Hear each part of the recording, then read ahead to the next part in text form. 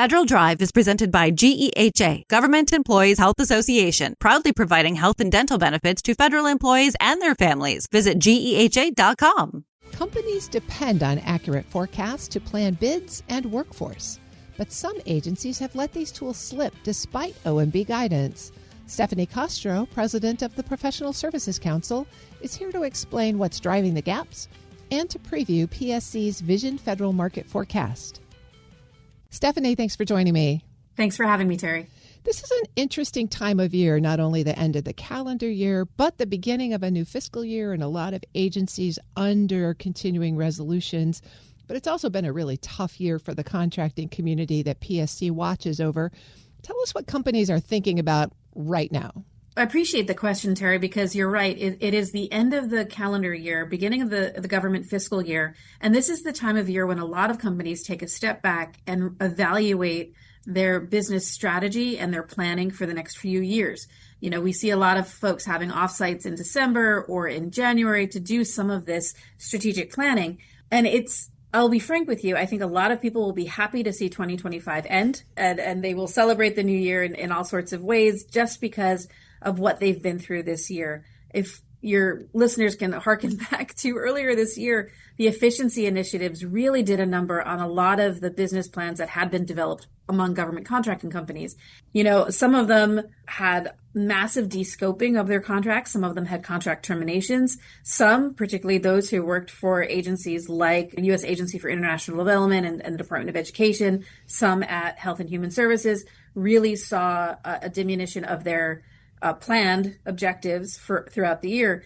And so as we go into the December and January planning cycle for these companies, what they're really looking for are signs from the government that there is work coming. As they start to think through what calendar 26 looks like, and they start to do their resource planning for personnel and for bid teams to put together proposals, that's really what they're looking for. And I will have to say, Terry, earlier this year, PSC, the Professional Services Council, we represent services and solutions providers.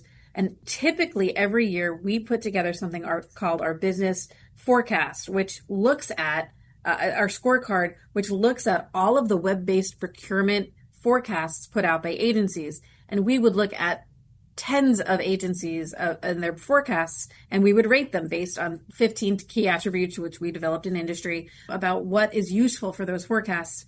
This year in 2025, we made the decision, instead of putting out our 7th annual forecast, we skipped this year. The forecasts just weren't there, and they're still not there. So how is it that agencies put those forecasts out, and what do they base it on? And I guess the third part of that question is, why aren't they there?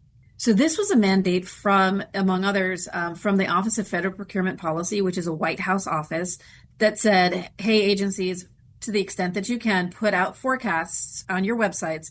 And it was really to help drive new companies to join the federal marketplace and to keep those companies that are part of the GovCon community interested, right? If you could look at a website and say, okay, there is an opportunity coming up in Q1, Q2, Q3, and let's build towards that opportunity. What happened earlier this year is a lot of those websites went dark. I think it was because as part of the efficiency initiative, it was no longer a useful tool because things were moving very, very quickly. What I find interesting, though, is that those websites are still dark. They're still not there.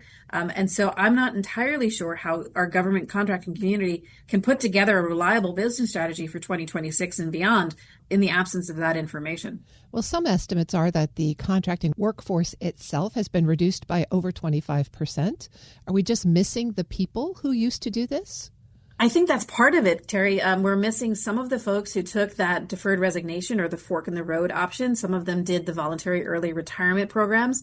I would also say in many agencies, and I'll use the phrase OSDBU, but I'll actually speak out the acronym here, the Office of Small and Disadvantaged Business Utilization.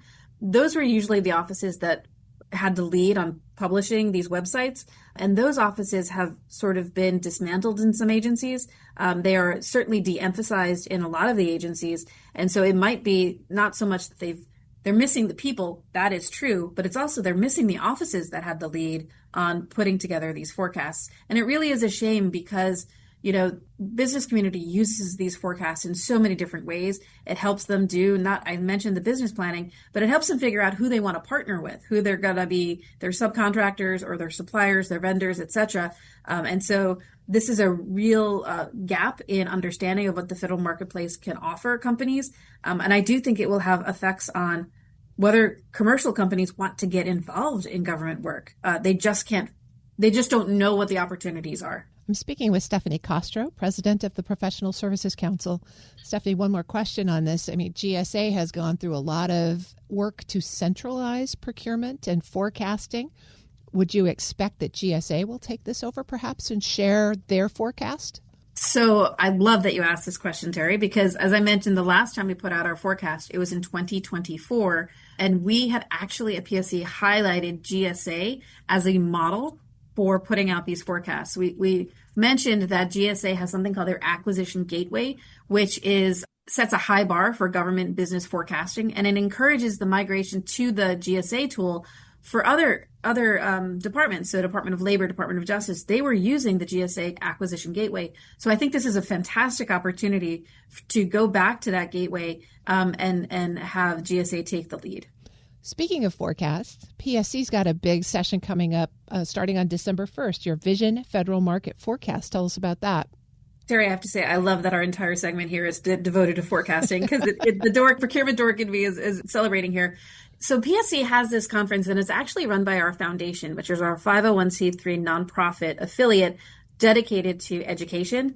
And so it is a year-long process where we have so many teams come together. There are 21 different study teams. They focus on things like health and human services or customs and border protection as part of the Homeland Security team.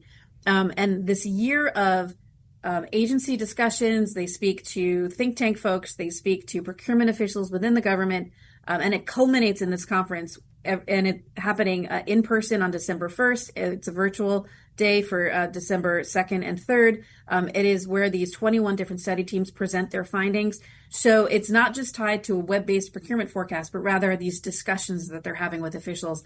We had over 400 volunteers as part of this process, and I'm just very excited. It is a great opportunity to really hear what's going on in the procurement world, not just for opportunities, but what the dynamics look like, what impact inflation is having, et cetera.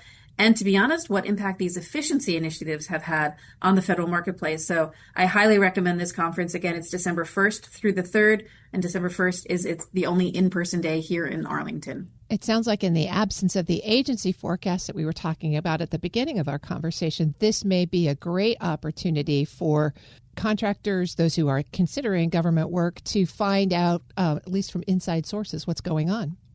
It's a perfect opportunity to get some business intelligence. It's also a great networking opportunity because we do have government folks come to this conference as well to hear about what other agencies are doing. And so I highly commend it to folks who are listening, but I'm certainly going to be there and soaking up all of the knowledge that I can. Can you preview a little bit of any specific sessions you're looking forward to? So I'm particularly looking forward to the Defense Services presentation in light of the Secretary of War Hegseth and his Arsenal of Freedom speech that he gave about transforming the processes for requirements and acquisition. I'm really looking forward to that. And I always look forward sort of to the top line and the IT modernization teams as well. So if I were going to recommend 3 sessions, those are the top 3, but they're all very, very interesting, and I'm really looking forward to it. So how do people who want to attend find out about it and register? Thanks for asking. They can go to pscouncil.org, and you can also search for Vision Federal Market Forecast, and the sessions will pop up. There is a fee, obviously, for this, but it is open to the public. It is a widely attended gathering, which allows government folks to attend, and so that is how they can connect with this conference. I will see you there. Thanks, Terry. I'm speaking with Stephanie Kostro. She's president of the Professional Services Council. Thanks, Terry. We'll post this interview at federalnewsnetwork.com/Federal Drive. Subscribe to the Federal Drive wherever you get your podcasts.